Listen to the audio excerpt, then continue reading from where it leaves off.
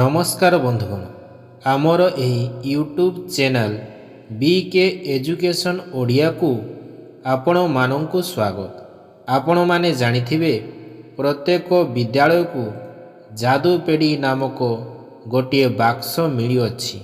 एही बाक्स रे विभिन्न प्रकार शिक्षणीय सामग्री मान रही अछि।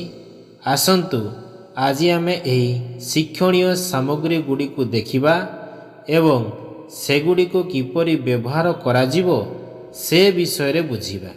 जदि आपण माने प्रथम थर पई एही भिडियोटी को देखुचंती तेबे भिडियोटी को लाइक एवं चैनलटी को सब्सक्राइब करिदेबे।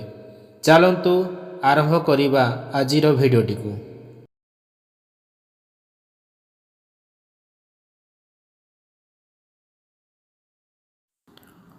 29 शिक्षणीय सामग्री हाथ कंढेई।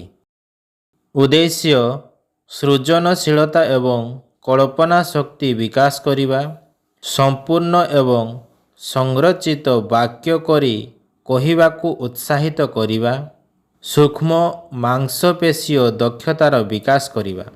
व्यवहार करिबार प्रणाली। एही पुतुला गुडी को व्यवहार करी पिला माने भाबिबे ओ किछि कहानी सृष्टि करिवे एवं एही पुतुला व्यवहार करी नाटक करिवे। एही प्राणी मानक विषय कथबार्ता करिवे। पुतुला व्यवहार करी पिला मानकु विभिन्न प्राणी को अनुकरण करिबाकू उत्साहित करिवे। भिन्नता।